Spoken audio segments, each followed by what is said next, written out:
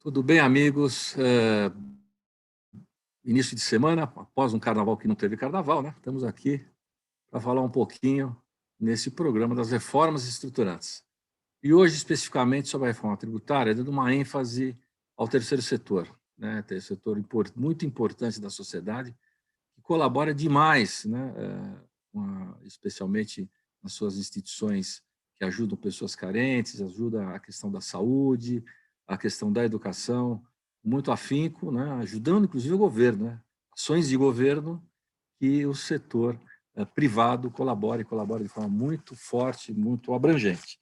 Então, dentro dessa temática, eu trouxe com o senhor, para mim, aqui com os senhores, três grandes diretores lá na nossa casa, que entendem bastante da matéria, que a gente vai discutir um pouquinho que esses projetos que estão lá no Congresso Nacional trazem de novidades ou de perigos para esses setores. Então, eu estou trazendo aqui Ricardo Monello, nosso diretor jurídico, o Wilson Gimenez, nosso vice-presidente administrativo, e o nosso diretor, Diogo Chamon.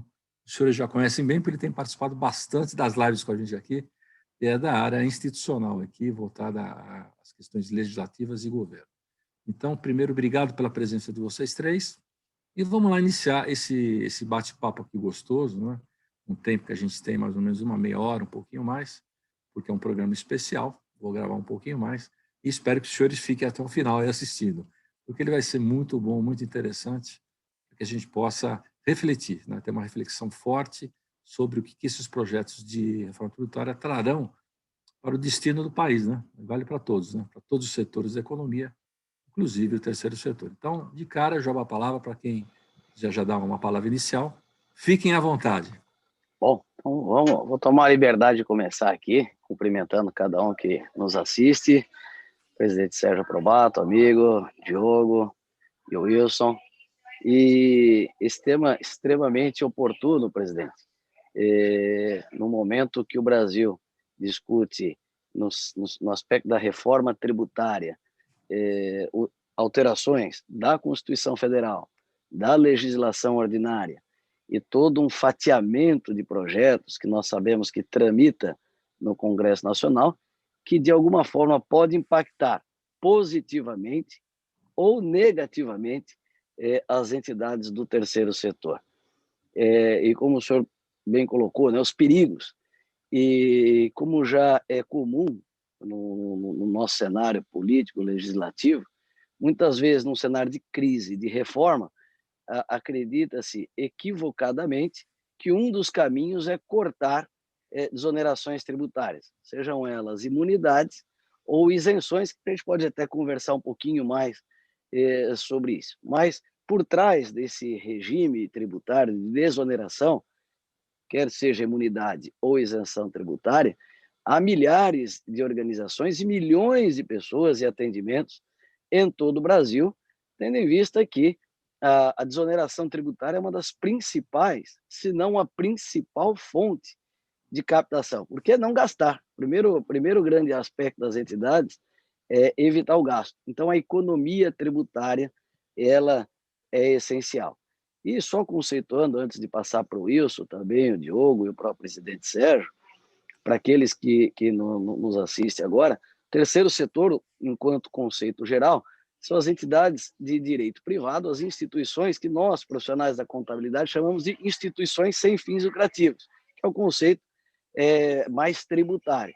Mas, no modo geral, no sentido lato, são as organizações da sociedade civil ou as antigas ONGs. Então, essas imunidades que nós vamos tratar aqui, ou isenções, são o que viabilizam essas entidades na execução, muitas vezes, de políticas públicas essenciais para a sociedade brasileira. Quero ouvir um pouquinho aqui, então, os outros diretores, para dar a sua palavra inicial. Primeiro com o Wilson, depois o Chamon também fale um pouquinho aí, trazendo os seus conhecimentos aí sobre um tema tão importante. Então, vamos lá, Wilson. E vamos falar desse assunto tão importante, né? Como o presidente, o Monello, comentou, né? Terceiro setor é um setor de suma importância, porque ele complementa aqueles serviços básicos que o governo constitucionalmente deveria fornecer a toda a população, né? Então, falar do terceiro setor é falar de um setor imprescindível para a nossa sociedade e que tem crescido muito aqui no Brasil, né? Nos assusta um pouco, olhando as PECs, né, todas elas, da reforma tributária, que é abarcado, né, como uma atividade econômica de maneira geral, né? Então, se essas PECs, se a essência dessas PECs forem aprovadas, a gente prevê aí um aumento drástico da carga tributária que vai incidir sobre as entidades do terceiro setor, né? Porque hoje os tributos indiretos que essas entidades pagam de maneira diversificada, né? Parte para o município através do ISS, parte para o Estado através do ICMS. Se você for somar todos esses tributos que atualmente são cobrados e for comparar com a alíquota que está sendo prevista do IBS, a gente, de cara, já leva um susto, né? Porque isso vai, sim, representar um aumento drástico da carga tributária dessas entidades. Além disso, o IBS ele também invade campos de incidência tributária que hoje ele não atinge, né? Se a gente for falar, por exemplo, de locações de imóveis, não há, por exemplo, né, tributo municipal, ISS, sobre locações de imóveis. E o IBS ele traz essa tributação também sobre esse tipo de operação. E a gente sabe que muitas entidades do terceiro setor têm como fonte de renda a locação de imóveis, né? Então, a gente está bastante preocupado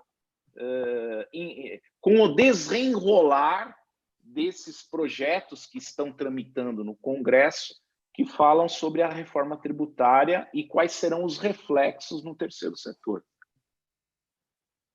Obrigado, Wilson, pelas palavras iniciais aí. Chamon, dá uma palhinha para nós também aí. Olá a todos, colegas de diretoria, parceiros de batalha, presidente e pessoal que nos assiste. Pois é, a gente que vem participando, tratando esse tema um pouco mais tempo, acaba sendo repetitivo, né? A gente tem que cuidar muito quando se fala em reforma, que é extremamente importante, necessária para o Brasil, o ambiente de negócio, mas a gente não pode fazer uma reforma de afogadilho e também trazer uma condição piorada, né? A gente piorar uma situação que existe hoje. Então, isso é uma primeira premissa, um cuidado importante que a gente tem que ter. E também, aí sim, serve para todos, mas aqui no nosso tema do terceiro setor, não adianta a gente tratar diferentes de forma igual. Então, atividades diferentes têm que ter o cuidado diferente. A gente veio batendo muito na tecla na questão do serviço, que não pode ter o mesmo tratamento do comércio, por exemplo, da indústria, que são características diferentes. E se tratar igual atividades diferentes, nós vamos ter uma oneração, e a gente já bateu muito aqui na questão de serviço, e agora falando das entidades aqui do terceiro setor, nós vamos incorrer na mesma situação se colocar qualquer tipo de arrecadação com o mesmo tratamento. Então passa-se a tributar, a onerar as entidades que prestam um serviço, que, como foi bem colocado, elas muitas vezes suplementam ou atendem áreas que o governo não está conseguindo atingir, então tem um papel importante, e daqui um pouco essas entidades que estão cumprindo este papel, um olhar diferente, acabam sendo prejudicadas, oneradas, por se fazer uma reforma tributária, por se fazer uma alteração na legislação, sem cuidar desses aspectos. Então, numa manifestação inicial, presidente, como a gente está muito nisso, a gente acaba sendo repetitivo, mas o cuidado de não se tributar ou não se tratar atividades, segmentos diferentes de forma igual, que a gente vai invariavelmente cometer injustiças. Muito bem, Chamon. Boa fala. Eu queria complementar, então, um pouquinho a fala de todos aí, especificamente voltando ao terceiro setor. Na verdade, existem grandes preocupações, sim, por parte da sociedade, primeiro, alguns motivos. Aí você percebe nas duas PECs, que estão nas duas casas, né? Tanto a 45 como a 110, como o projeto de lei já do governo, a 3887, que ali eles estão querendo criar, por exemplo, um critério diferente de base de cálculo, né? Então, como bem disse aqui o Wilson, por exemplo, tributar a locação, que locação não é imposto indireto, na verdade. A locação é renda para quem é dono do imóvel, quem é dono daquele patrimônio. Aquilo é renda, porque está alocando, ele recebe um valor mensal e ele paga um imposto de renda. É renda. E sobre o patrimônio, sobre o bem, ele também paga um tributo anual, que é o IPTU, né? Se for um bem, vamos dizer, que esteja dentro de uma cidade, né? Mas, enfim, por que eu estou comentando isso? Porque uma das preocupações fortes que eu senti aí nas discussões ao longo desses anos, aí, especialmente desse último ano, foi justamente esse critério de mudança constitucional. Então, ele pode mudar na Constituição o critério do que deverá ser tributado ou não, né? Então, isso pode implicar muitas coisas, inclusive a grande preocupação do terceiro setor é que ele comece a tributar as imunes, por exemplo, em algumas situações que elas não são, porque imune é imune, não já está dizendo, né? Mas ele pode, já que ele está mexendo e utilizando uma PEC, que é uma proposta de emenda constitucional, ele vai mexer em muitos artigos da Constituição. Então, esse é um problema muito sério para trazer conceitos novos de tributação e a gente precisa tomar muito cuidado com isso. Está abrindo uma porta que é perigosa, na meu ver, né? Porque se eu começo a querer jogar dentro de uma Constituição uma mudança significativa e tem um tema, por exemplo, que é extremamente importante para o desenvolvimento do país e que foi extremamente discutido na última Constituição. Então, é importante a gente ter esse critério, esse cuidado, né? Então, começa por aí. E dentro dessa lógica, por exemplo, eles já começaram a mexer algumas coisas. Na PEC 45 a 110 não tem algumas coisas ainda muito diretas, mas está muito claro, por exemplo, no projeto de lei do governo. Né? Se você pega a contribuição, o que eles chamam de CBS, né? Contribuição sobre bens e serviços, em que ele fala com muita clareza ali, né? Se posiciona na questão relativa, especialmente, às questões de doações, né? Doações às mantenedoras, doações e pagamentos às contribuições associativas. Então, são situações que hoje não tinham essa percepção e esse pagamento dessa contribuição, que estará inserido nesse contexto, porque já está no projeto de lei. Olha só. Também a insensibilidade que a gente percebe dos legisladores que não estão olhando com muito critério a questão, por exemplo, da cesta básica. Então, a cesta básica, no todo, ela será tributada. Quer dizer, hoje ela tem esse diferencial, né, para poder trazer um alimento de boa qualidade aos mais necessitados, quer dizer, com preço diferenciado. Agora, o governo está querendo criar uma coisa maluca, né, que é um controle, né, uma espécie de um repasse a essas famílias, né, para subsidiar a tal da cesta básica. Quer dizer, é uma loucura. Você já querer mexer numa coisa que está funcionando e bem, né, trazendo uma tributação linear para todo mundo, inclusive produtos da cesta básica. Quer dizer, eu acho a gente tem que pensar muito bem nessas questões, pensar com muito critério, né, porque estamos ainda, teoricamente, como houve algumas discussões ao longo desses 2 últimos anos, mas estamos ainda no começo da discussão com a sociedade. Acho que é importante a gente colocar dessa forma, né?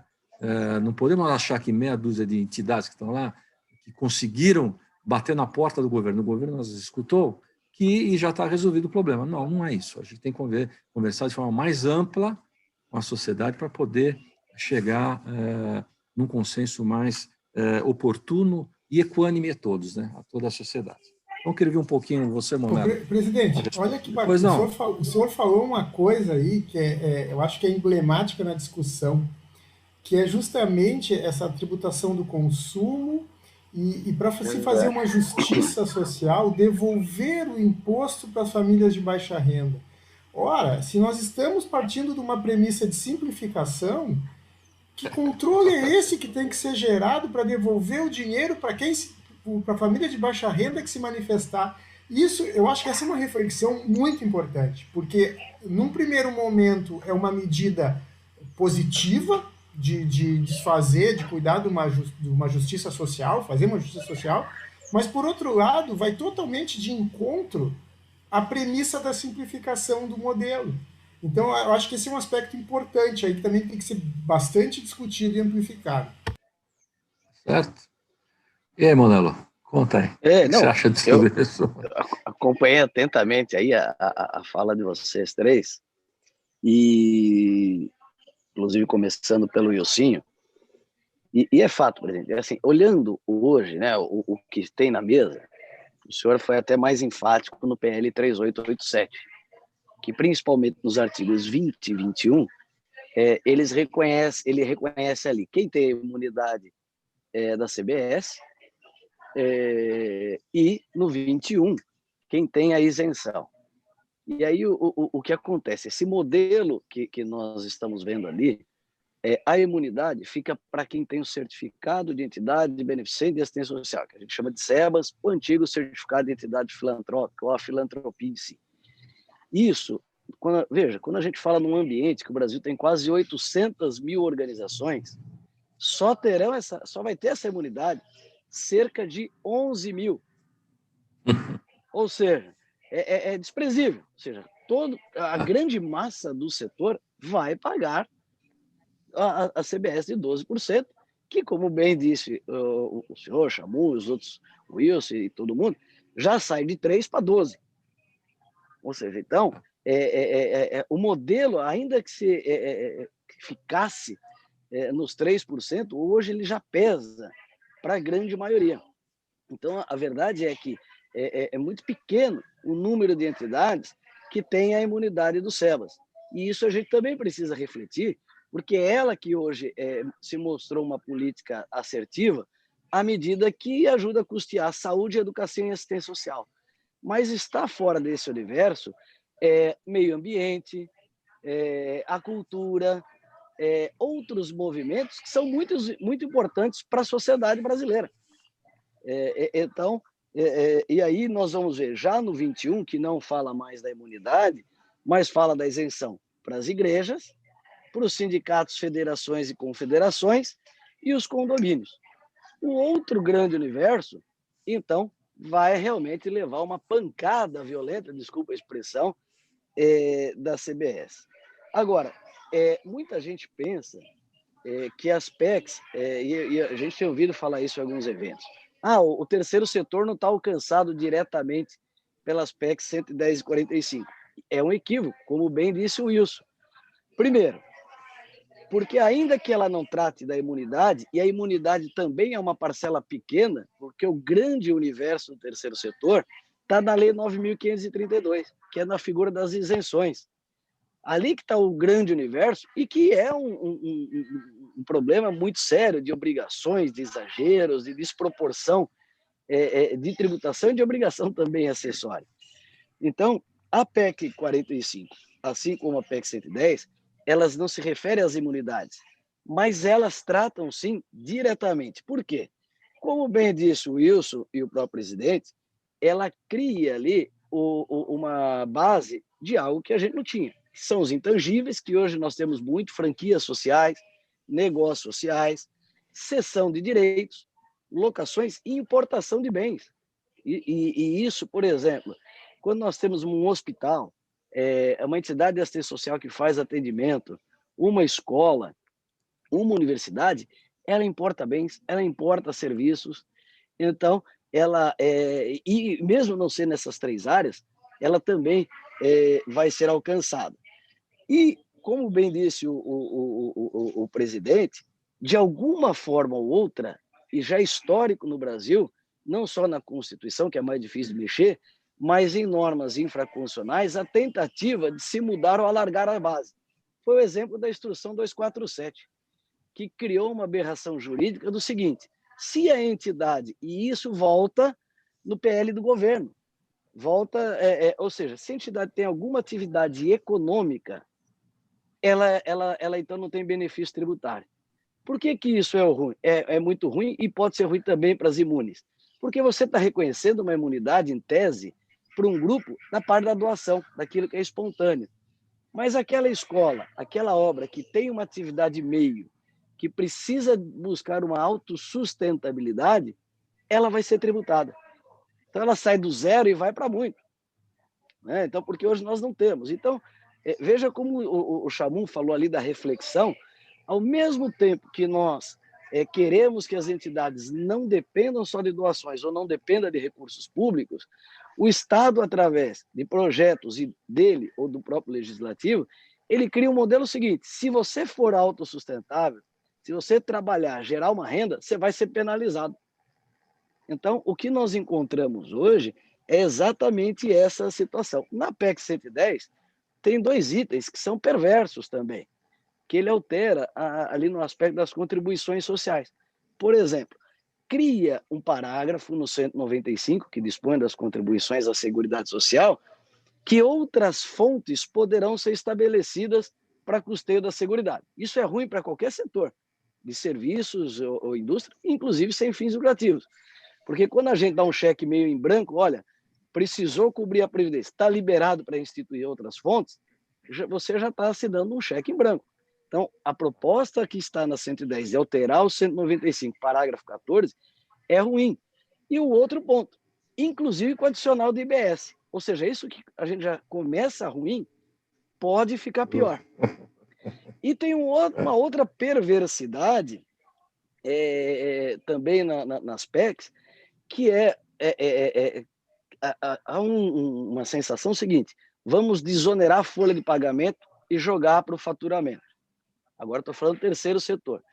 O conceito de faturamento, que já está na Receita e que está no PL 3887, é tudo que é contraprestação.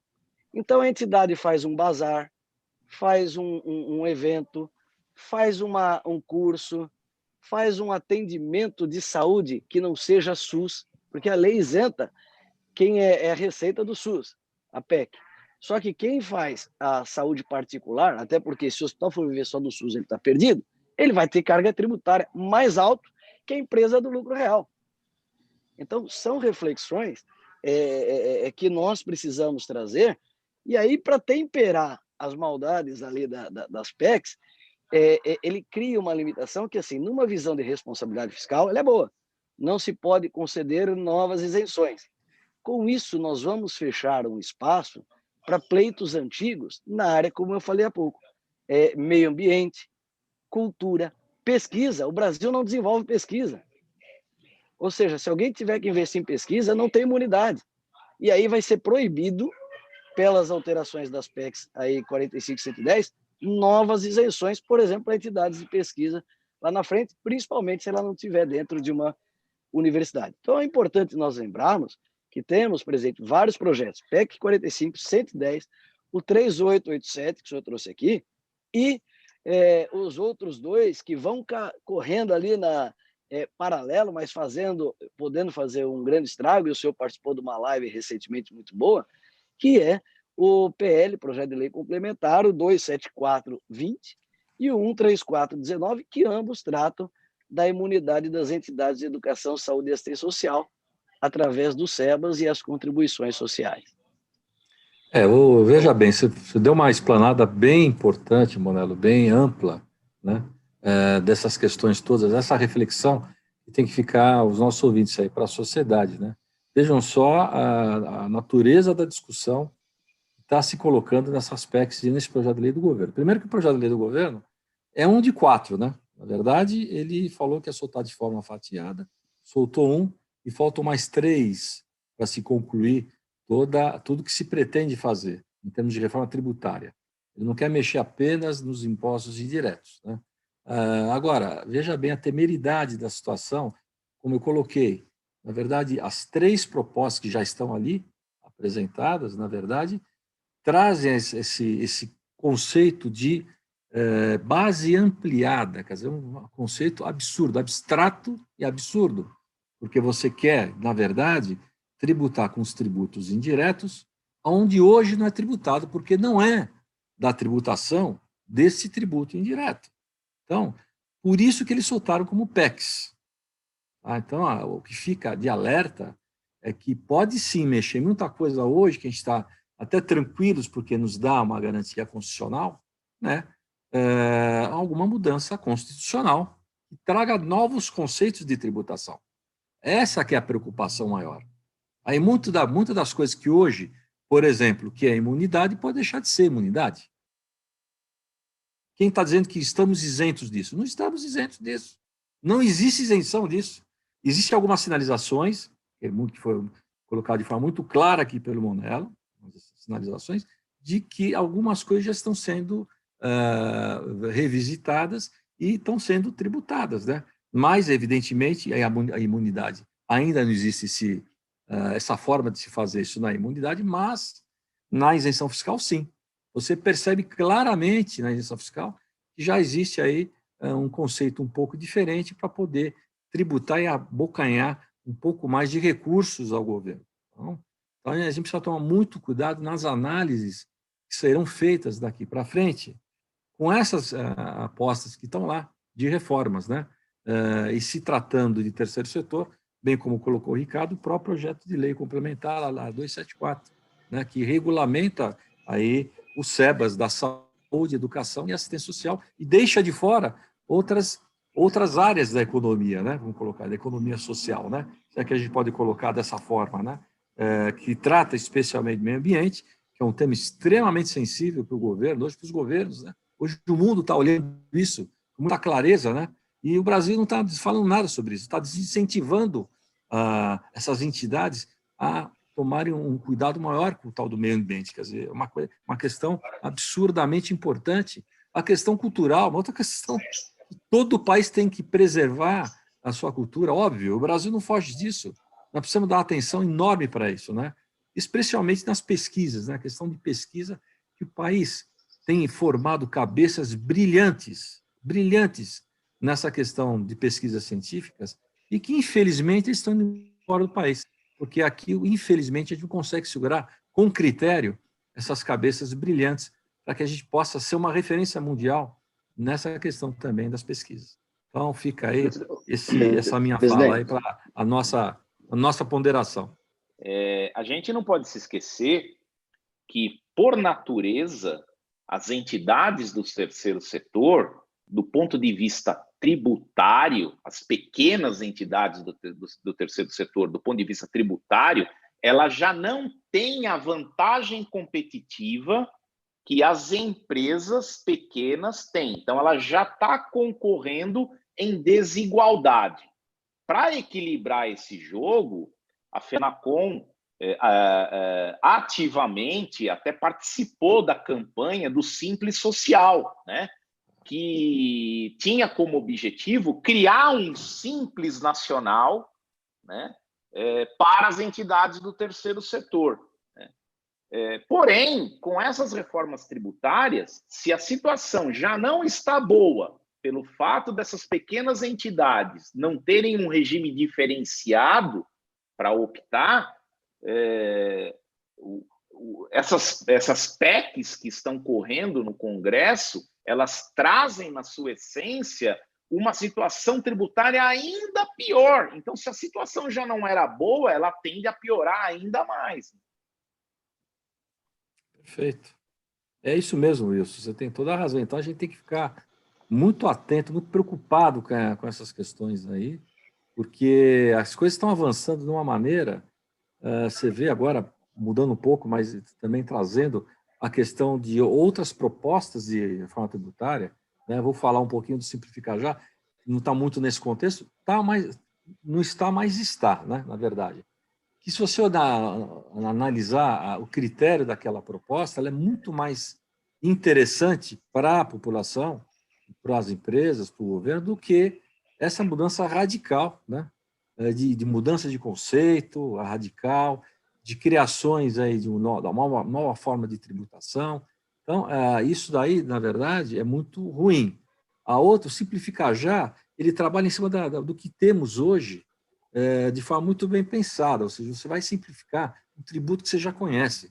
Muda, isso é uma mudança absurda, porque você não vai ter nenhuma surpresa ao longo dessas mudanças, porque tudo que foi feito de ruim nos tributos que estão aí, sabe-se o que foi feito e a gente sabe também como corrigir.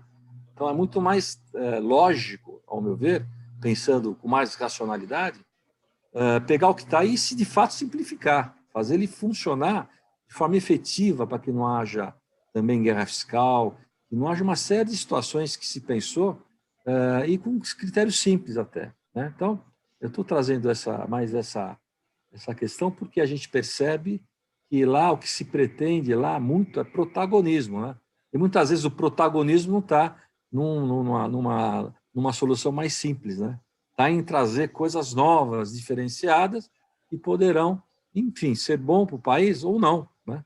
A gente não tem condição de saber, porque é uma coisa, de fato, realmente muito nova para a gente estar ponderando esses novos critérios que estão querendo se criar, né? E não esquecer que as empresas do Simples, como você bem colocou, tentamos criar o Simples Social e a coisa não andou ainda muito bem, mas pensar que as empresas do Simples, que não são do terceiro setor, e também tem que ter esse tratamento diferenciado, estão em via de se acabar, porque nenhum projeto trata da empresa simples.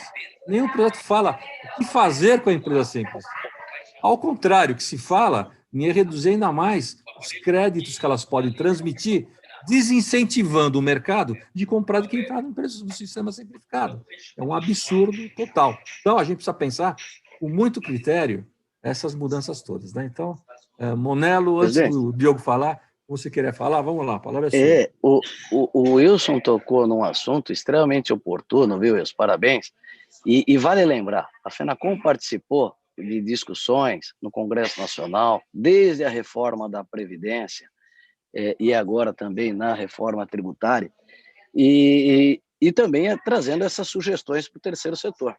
Uma delas foi o Simples Social, ocasião, inclusive, que apresentamos que no artigo 146 da Constituição Federal, aquele mesmo tratamento diferenciado que tem para as microempresas fosse equiparado às microorganizações.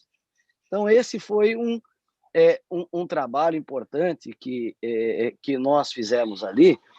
Agora, algumas outras questões, Wilson, que você também provocou aí com essa sua fala.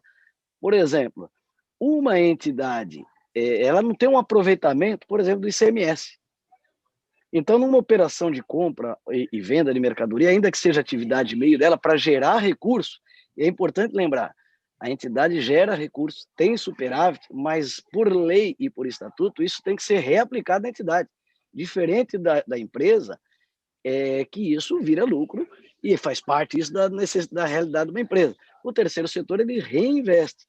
Então, quando você não faz essa distinção, acho que foi o Chamum ali no começo, que falou de olhar com as especificidades de cada setor, eu não estou considerando que um hospital filantrópico tem o ICMS na conta de energia e nos seus insumos, e isso não está gerando praticamente muita coisa para ele, entre outras entidades muito menores. Então, também é importante pensarmos na forma como as coisas ainda vão incidir dentro de um terceiro setor em relação às demais empresas. E aí a gente percebe, presidente, que o grande ponto da confusão, do medo das organizações, não está no imposto de renda da pessoa jurídica. Por quê? Ou a entidade é imune, ou ela é isenta do imposto de renda da pessoa jurídica. Agora, aquilo que ela gera receita, e onde incide principalmente ISS, ICMS, é o maior problema. E o outro aspecto que a gente vem chamando a atenção é no tocante ao ITCMD. As PECs mudam, uma delas, né, se não me engano, é a 110, tira o ITCMD de competência do Estado, joga para a União com repasse para os municípios. Veja, eu não estou entrando no mérito de tudo aquilo que está dentro do ITCMD. O que a FENACOM vem falando há algum tempo é que as doações feitas para as organizações da sociedade civil, e nós já temos a Lei 13.019, que a FENACOM também trabalhou, que é o marco regulatório das organizações da sociedade civil, já conceitua quais são elas. Então, qual é o nosso pleito ali?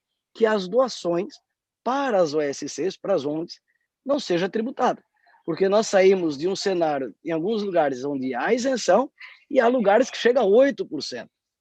Ou seja, você não subsidia com recurso público, você tributa atividade econômica eventual para gerar recursos da própria entidade, e se alguém doar para a entidade pode pagar até 8%.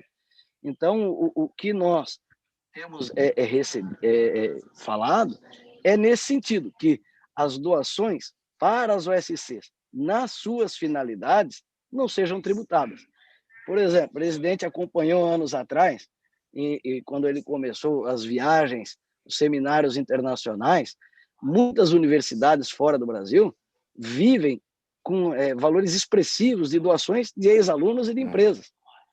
O Brasil, nós não conseguimos avançar nisso, nem nos fundos patrimoniais para bancar museus, equipamentos públicos, que são extremamente interessantes e fica pesando no bolso do Estado, porque se alguém for doar para esse setor, ainda tem o ITCMD. Então, nós precisamos avançar para situações de desonerar o ITCMD, repensar o incentivo às doações, porque hoje, quem pode doar e ter aproveitamento? Empresa no lucro real. Chamou, Wilson e presidente são atuantes aí também no setor corporativo, sabe que a grande massa está no lucro real. A pessoa física não aproveita quase nada, não ser fundo da criança, do adolescente, do idoso, mas é desprezível. Então, nós também precisamos estimular. Eu não sei, acho que foi o presidente que falou aí, acho que foi o Chamon, de circular o dinheiro e voltar para o mais pobre. Uma das fontes é através dos incentivos, dos fundos, que são extremamente controlados, os tribunais de contas, as controladorias acompanham isso daí, além de outros órgãos, e avançarmos nesse ambiente de incentivos. A gente sempre tem um enfoque tão corporativo do debate, o Monelo está trazendo assim, uma visão diferente, importante e com muita propriedade. Mas nós falamos há pouco das premissas, né? Uma premissa de simplificação. Agora a gente tem uma premissa também de não aumento de carga tributária, ao menos é que se fala, talvez não se pratique, né? Talvez não se redija, mas se fala em não aumento, em uma manutenção de carga tributária. Ora, se a gente está pensando em manter uma carga tributária, a gente precisa de novo repetir a questão da reforma administrativa. Então, a reforma administrativa traria uma condição de uma redução de gastos e uma consequente diminuição de necessidade de arrecadação. É claro, a reforma administrativa é para médio e longo prazo, não é imediato, mas o início tem que ser dado. Então, o legislativo teria que dar uma atenção prioritária para isso. E outra coisa, é difícil a gente estar falando em onerar, como foi bem colocado aqui já no nosso bate-papo, e como vem sendo colocado nos outros debates que a gente tem sobre a reforma. E com essa rapidez de querer mudar a matriz, querer aumentar a base, querer aumentar a alíquota. E o presidente falou uma coisa aqui também que fica muito forte. Gente, todas as reformas que a gente está falando é para apenas 2% das empresas do Brasil, que são as empresas que não são do Simples Nacional. Então, se fala numa reforma tão estruturante como essa, onde o debate fica na falsa simplificação e num aumento de carga tributária, enquanto isso a gente está falando de apenas 2% das empresas do Brasil, e o que é pior, os 98% que estão de fora vão sofrer consequências da mudança, apesar de, entre aspas, não fazerem parte. Como o presidente bem colocou, elas vão ser menos competitivas porque vão gerar menos crédito. Então, por isso que eu acho que a gente precisa, a reforma tributária ela tem que ser mais debatida, ela tem que ser mais aprofundada. Eu acho que ela está sendo debatida num ambiente muito fragmentado, e não no todo como deveria, como merece. Porque a gente está falando aqui de situações de de oneração, por exemplo, enquanto tem uma série de outras medidas mais prioritárias e menos danosas do que uma oneração, como a gente está aqui, colocou, e o Monello aprofundou bem a questão do terceiro setor. É isso mesmo. Você tem toda a razão, Diogo. Aliás, todos aqui falaram muito bem. O que fica de importante para vocês que estão nos ouvindo aí é que essa reforma não é simples. Ela tem que ter muito cuidado. A gente não tem que ter muita pressa em aprovar. Tem que aprovar cedo? Tem, mas com todo o critério necessário. O que significa isso? Muita audiência pública, convocação da sociedade de forma mais ampla e aberta, de fato, entidades que representam a sociedade no todo. A nossa, por exemplo, nós trabalhamos com todos os setores da economia, né? A FENACOM, ela tem acesso a todos os setores da economia, porque todas as empresas são clientes, em 98% dos casos, das empresas de contabilidade. Então, é um número extremamente expressivo e importante. Então, nós sabemos o dia a dia do empresário, o que vem acontecendo com ele, né? Como ajudá-lo, como melhorar essa situação, como desburocratizar melhor os serviços e simplificar, sim, sem trazer um excesso de carga tributária às empresas em geral, em todos os setores da economia, desde a indústria, comércio e o setor também da agronomia, né, que é um setor que é muito pujante no país. Também tratamos dessas empresas. Então, temos que ter esse cuidado muito grande para poder levar uma reforma de fato justa para todos, né? Como bem disse aqui, todos eles, tanto o Chamon, como o Wilson, como o Monello, nós temos que dar tratamento diferenciado aos diferentes. A gente não pode dar o mesmo tratamento igualitário como as propostas que estão aí. É muito simplista a proposta, porém ela não vai trazer simplificação e diminuição de carga tributária a todas as entidades econômicas representadas no país. Então, meus amigos, queria que vocês falassem uma última palavra, porque o programa está maravilhoso, mas até subimos além do tempo, né? Mas daria para ficar aqui horas conversando, mas o pessoal da ponta de lá também não vai querer assistir muito mais do que isso. Então, começamos aqui com o Chamon, depois o Wilson, depois o Monello, dando as suas considerações finais desse programa. Presidente, só acho que tem que parabenizar a FENACOM por iniciativas como essa, de trazer um debate leve, um debate não muito técnico, mas para um conhecimento aí para o grande público. E reforçar a necessidade do debate, né? Como a gente já colocou aqui, é um tema tão importante. Se houver qualquer tipo de aumento de carga tributária, ela vai para o consumidor, ela vai para o cidadão. Então, nós precisamos discutir muito para fazer a melhor reforma possível. E a gente tem visto que o que está exposto aí, ela não traz aspectos positivos, muito positivos, em relação ao que temos hoje. Obrigado. Wilson? Bom, eu só gostaria de ressaltar uma outra questão, né, para finalizar esse bate-papo nosso aqui, que é algo que antecede até a reforma tributária, que é a reforma administrativa, né? Então, no nosso entendimento, a reforma administrativa ela se faz necessária num primeiro momento para que depois o governo, mediante um novo orçamento, saiba quanto é que ele vai precisar da arrecadação. E aí entraria em cena a reforma tributária. O que está tentando ser feito aprovar de maneira afoita a reforma tributária, sem dar a mesma importância para a reforma administrativa, né? Então, é importante também se ater a esse detalhe sério, né, de que nós não podemos deixar a reforma tributária atropelar a reforma administrativa e ser aprovada aí a toque de caixa, sem ter a diligência e a responsabilidade necessária. É isso aí, Wilson. Obrigado pelas palavras. Monello, vamos lá. Bom, parabenizar aí realmente pela FENACON e o senhor que lidera esse trabalho fantástico e vem tratando desse tema com profundidade, com conteúdo e de uma forma extremamente produtiva e prospectiva, né? Criticando, mas sugerindo bastante. Isso é um grande papel que o senhor vem liderando e igualmente vem fazendo pelo terceiro setor. A FENACON tem essa interface com as organizações. A FENACON é uma entidade do terceiro setor, os seus sindicatos são do terceiro setor, pela representatividade e atuação que tem.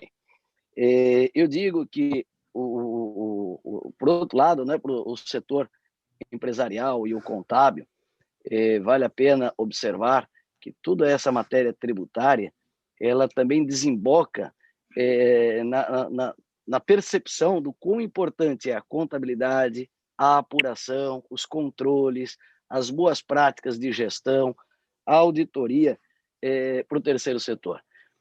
Uma outra carga que fica para um outro momento, presidente, é falar das obrigações acessórias, que também são bastante caras, bastante expressivas para o setor sem fins lucrativos, e a FENACON também vem trabalhando nessa frente.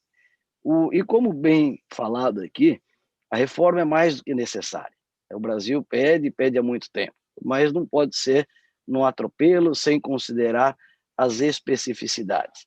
O que nós sabemos, as pesquisas, por exemplo, do FONIF, demonstram que a cada R$1 em imunidade de contribuições para a Seguridade Social, essas entidades filantrópicas devolvem em serviços para a sociedade 7,39. Ou seja, até como investimento para o Estado, é extremamente oportuno e barato trabalhar com as entidades do terceiro setor.